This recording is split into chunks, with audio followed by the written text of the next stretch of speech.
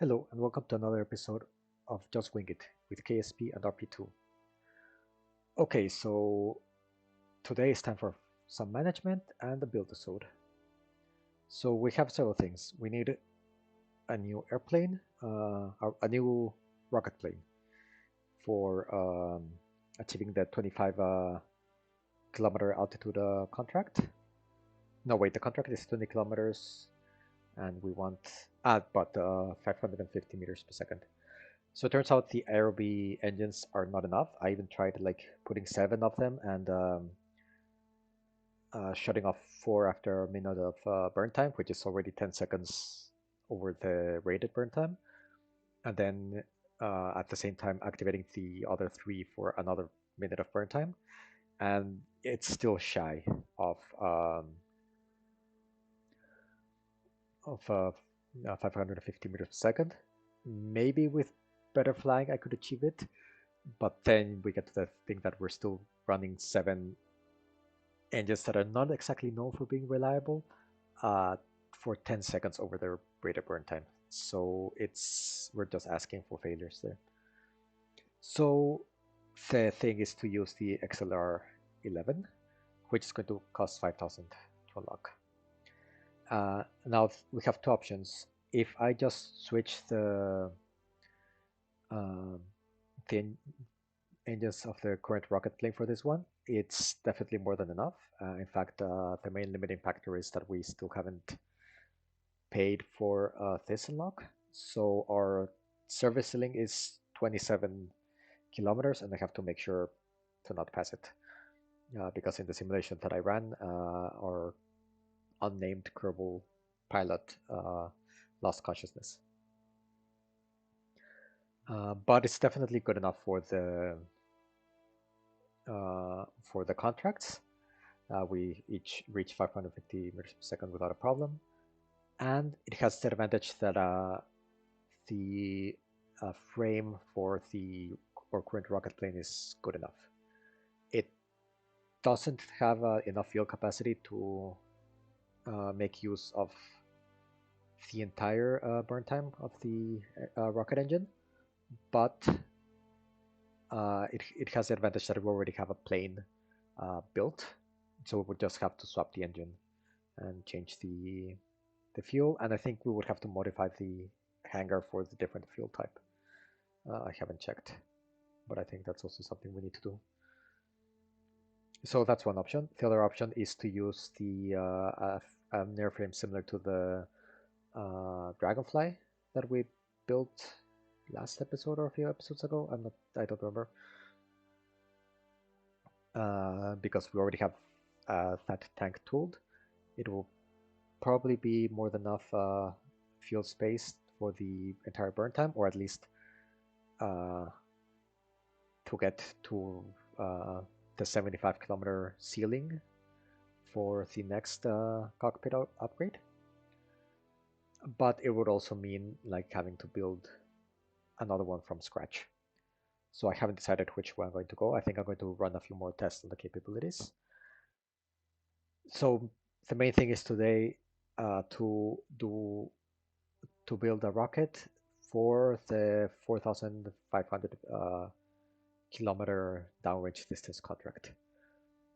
Why not the 3,000? Because I already want to have a launch complex that can take care of the rest of the rocketry program, the early rocketry or whatever it was called.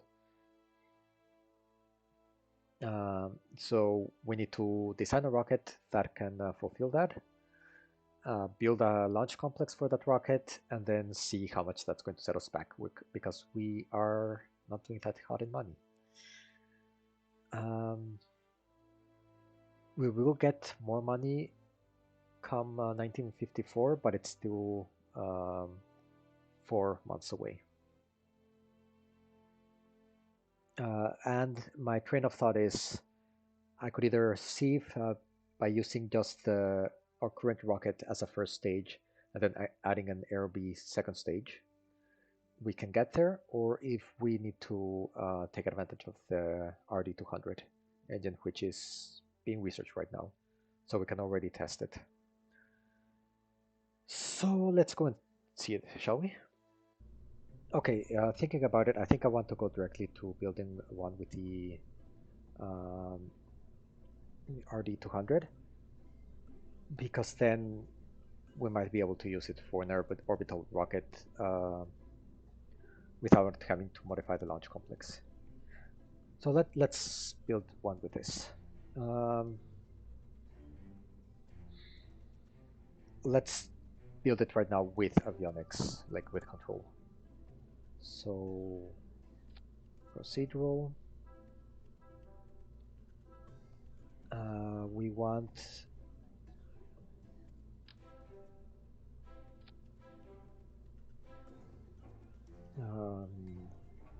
what was I thinking? So I think I'm going to wait. Let me check the diameter of the rockets we've been building. So I think I want to have the rocket of a uniform diameter because that way I can use this tank for the cases where there's a sounding rocket payload requirement. So let's actually just go from here.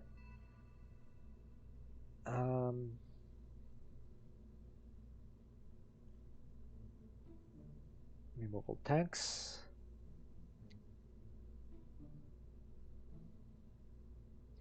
The main thing is, does the engine fit in that diameter though?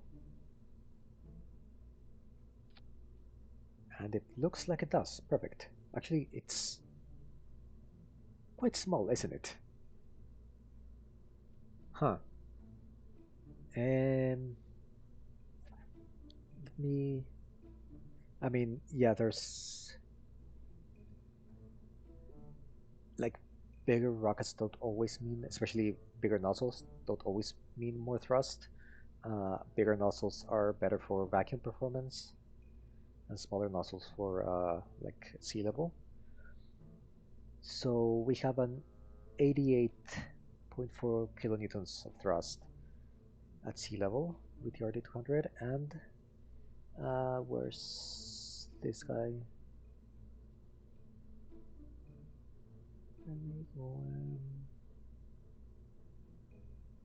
RD-100. Okay, so this is actually a very like weakling engine. So no.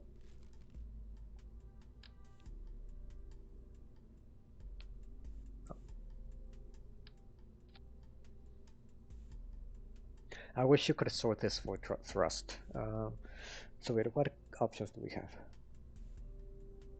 So this is at 263. I didn't. I need to check the sea level one, not the vacuum one.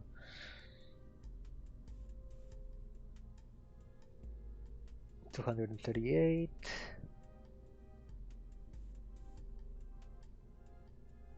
282. 10,000 entry cost.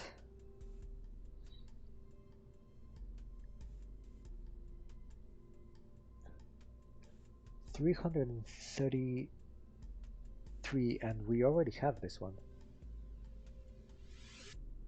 Power plant of the Redstone short-range ballistic missile. Okay.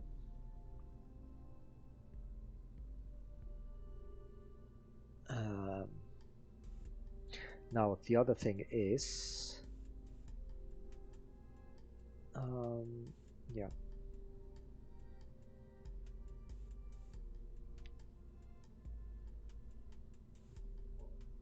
Which is the early rocketry, which is the one we're researching right now, right?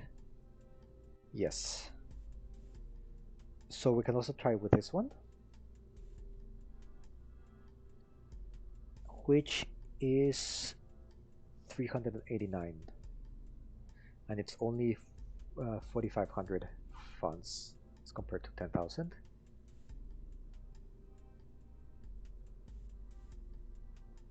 We also have this 101, which is apparently already purchased.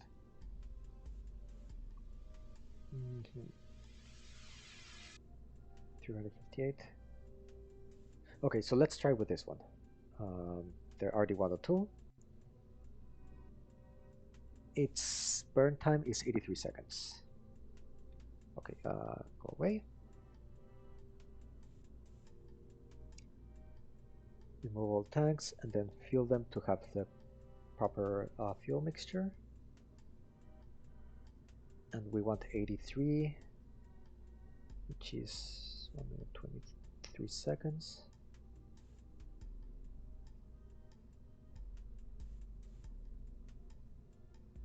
So a 15-meter long tank.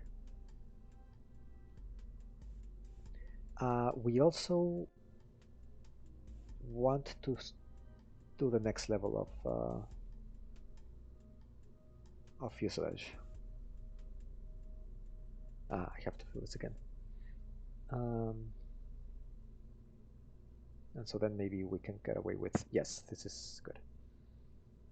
14-meter long tank, aluminum fuselage, because I think that should be possible with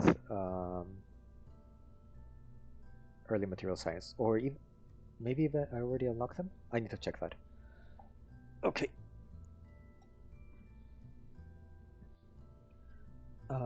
Then we need an upper stage.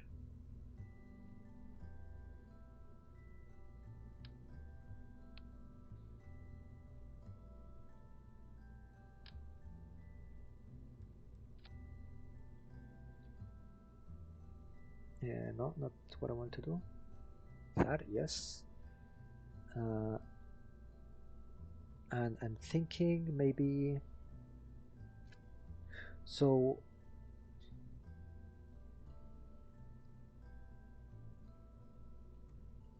we don't really have a vacuum engine at the moment. I think the best option is the Aerobee.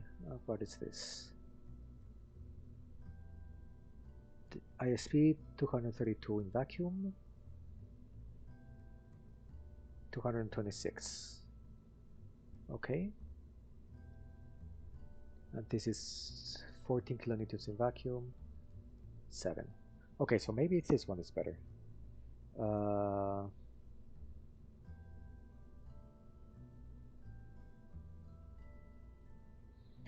The question is, which is their rated burn time?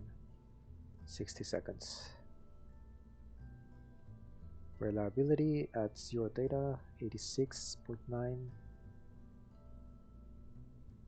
86.9. Okay, so actually, yes, let's try this one.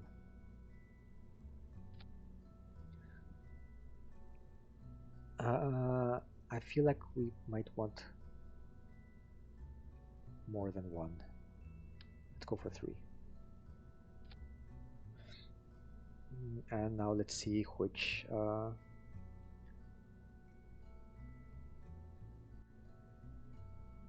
it's 56 seconds, yeah. But if we go for this one, it's 60 seconds, 241 vacuum. Okay, actually I want to see what are options here.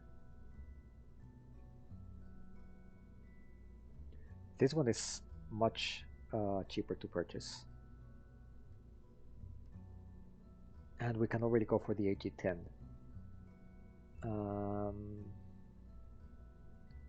231 in vacuum, 21 kilonewtons, 235 vacuum, but just 13.8.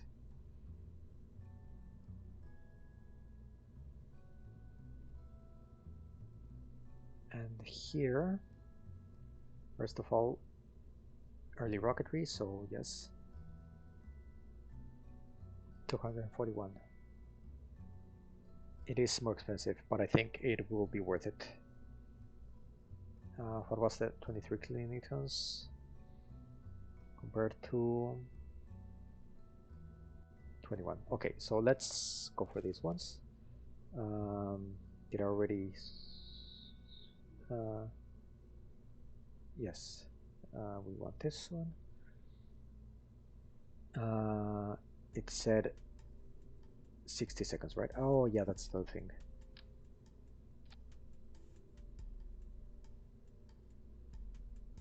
52 seconds. Okay, and 40 seconds. Yeah, yeah, better in all regards. Um, Let me rearrange this because sometimes the procedural pairings don't like to, or the interstage doesn't like to be um, attached directly to not a procedural tank. Although this isn't a procedural tank as far as like the mod.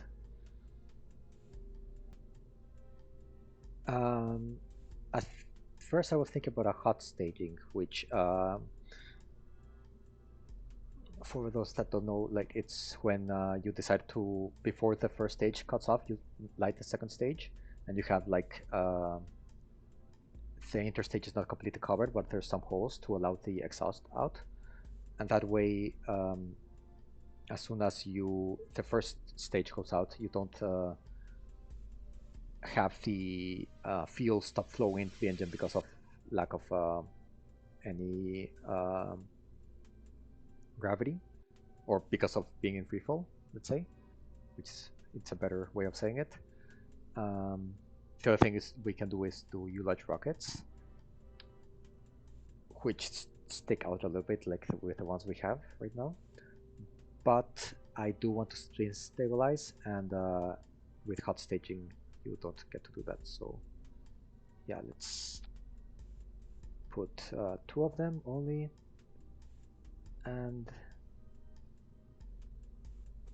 actually no, for this one we do want a definite. There. So that should take care of the spin stabilization and the ullage.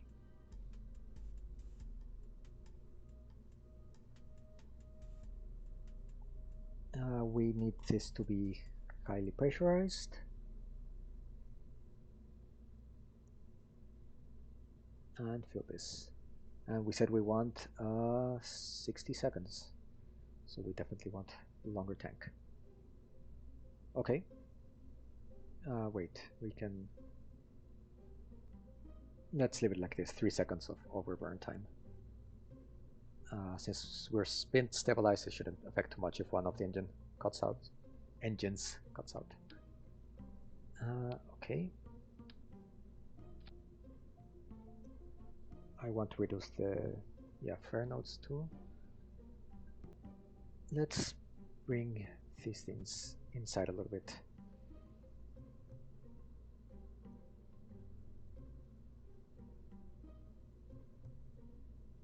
Yeah.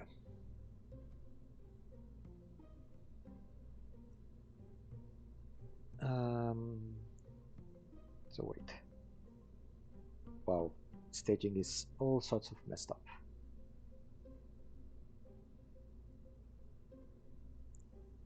So we want this first, then the launch clamps.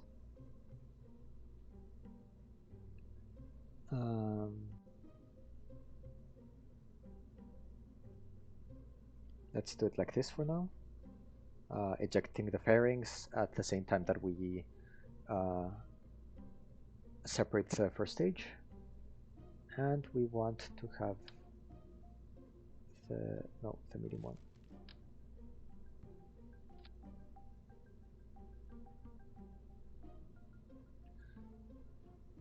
So how are we? 21.2 tons. Okay.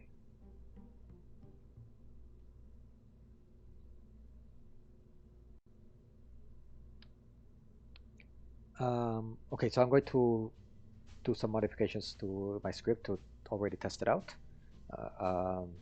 Let's see if the same launch profile works for this, and I'll be right back. Okay, so I've already tried to run the simulation a few times, but it was mostly me just trying to faff around with mission profile parameters to like maximize the distance. So yeah, that wouldn't make for interesting viewing, just the same launch over and over again. So let's just use smart ASS. I really need to write the script to calculate the optimal trajectory.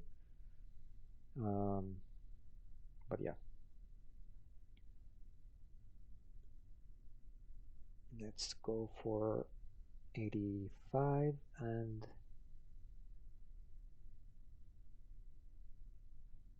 no, yes, this is what we want. Pitch and heading, yes, 90 degrees. And let's keep the roll. Okay, now that don't execute yet. Use Smart ASS. Not Smart ASS, SAS. And let's go at 70. So I want to be pointing at around 40 degrees from the horizon when this burns out. So usually when you have the case of wanting to maximize horizontal distance traveled, you want your rocket to be heading at a 45-degree angle once all the engines cut off. But that's only for distances where the Earth is not curving under you as you travel in any significant manner, which of course is not the case with these long distances.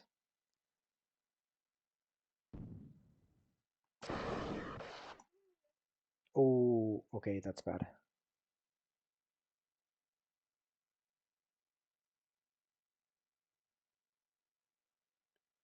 So, looks like we need some form of stabilization here.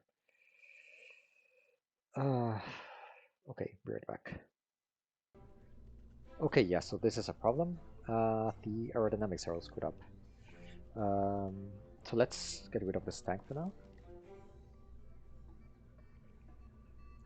And just do a normal nose cone. I forget if these procedural nose cones were also causing issues with phantom forces, but let's see. A center of lift is still very high. Okay, I had to play a little bit with your aerodynamics, but this is the end result. I switched this from the service module tank to nose cone.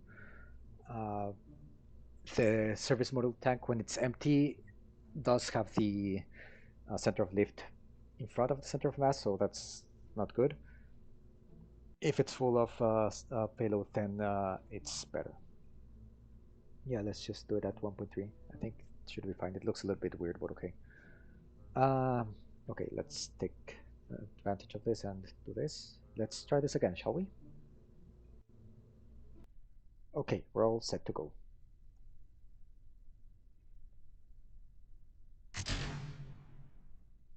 And let's start moving at 50 meters per second. 70 was too much.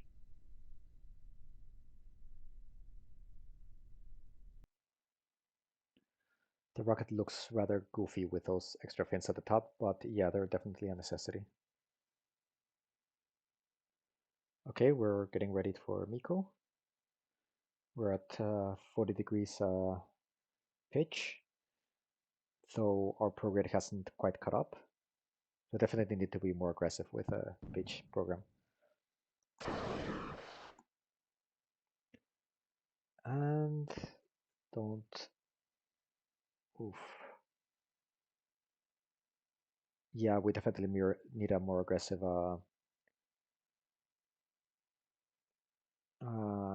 spin stabilization. Well, still, I'm curious to see like more or less how we're doing with this, so I'll just uh, see this all the way through and let you know how we do. Okay, so we're at 1500 kilometers and we're already back into the atmosphere, so definitely not enough. I'm going to have to, well, let's just, I'm going to run another simulation, um, hoping to like have this stable, and I'll let you know the results. Okay, so this time we are much closer to the prograde vector when we separated, so let's see how it goes. Well, for starters, we have 2 record contracts completed as opposed to 1 in the previous launch, so that's already progress. So it's 3,000 meters per second and 4,000 meters per second. Good. Okay, so we've already started to go down and we just passed the 1,000 kilometer mark.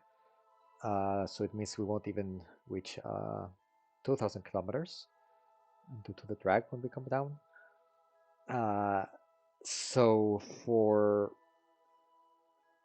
So I might be able to do enough modifications to get to 3,000, which is the first, let's say, what's the word I'm looking for? Milestone. But we're definitely not getting 4,500 with this rocket, like with any similar iteration. So I think I'm going to play around off camera to see if I can do something that with the current available engines that is much better without it being too pricey. I might have to consider using like boosters with something more than the RB engine, which means unlocking 2 different engines, which is already very expensive. Let's see. Okay, so that took quite a while, but here's the end result. This is a 3-stage rocket. I have the RD10, what was it again? 102? Yes, 102 engine at the bottom, and then 2 stages with the what? No, not the Vernick. The I forget the names. The U1250, the upgraded version as well. So I was actually trying to go for something with boosters. That way, because this is too much for the contracts that we still have with the sounding rocket payload. So I wanted to make something a bit more like the Atlas, that for smaller payloads and shorter distances, I could just go with a core stage and then add boosters as needed. But this already has 1.72 thrust to weight ratio at sea level, and that's with 3rd stage.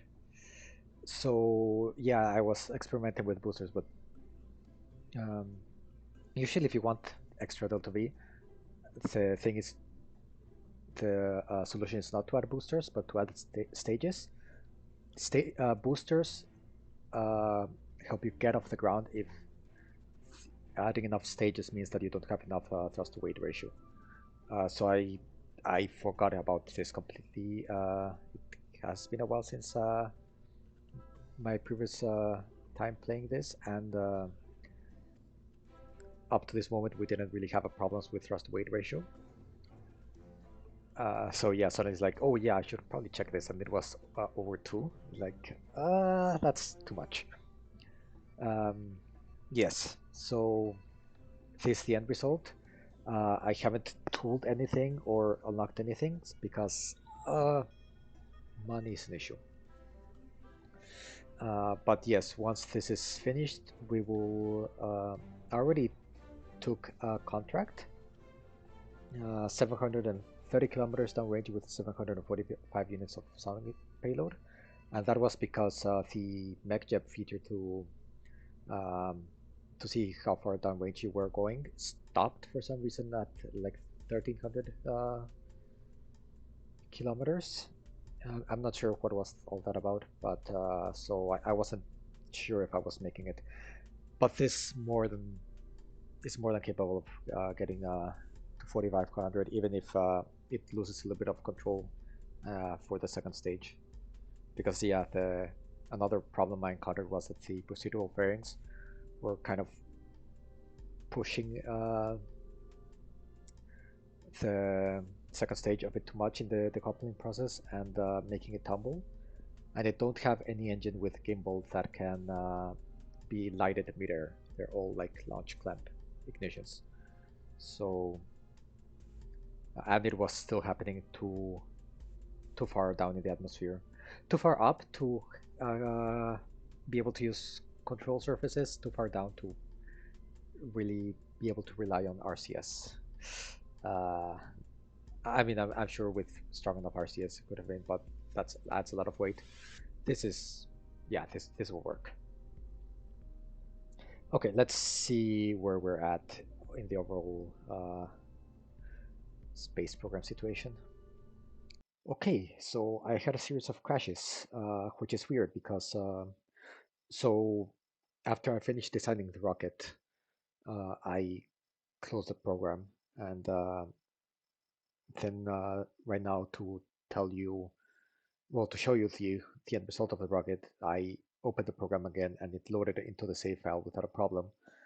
Then it crashed when leaving the vehicle assembly building scene, and afterwards I just couldn't load the save file. It would crash every time I tried it, so I had to restore the most recent backup.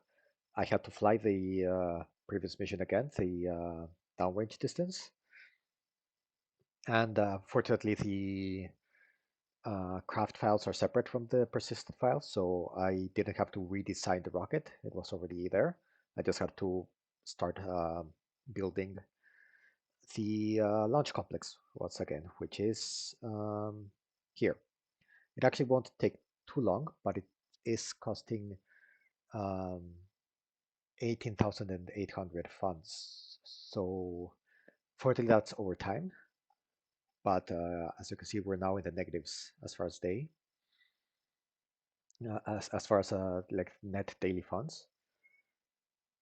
So yes, um, I yes will confess I had actually also previously decided to upgrade the space plane hangar to support the rocket plane with the XLR-11.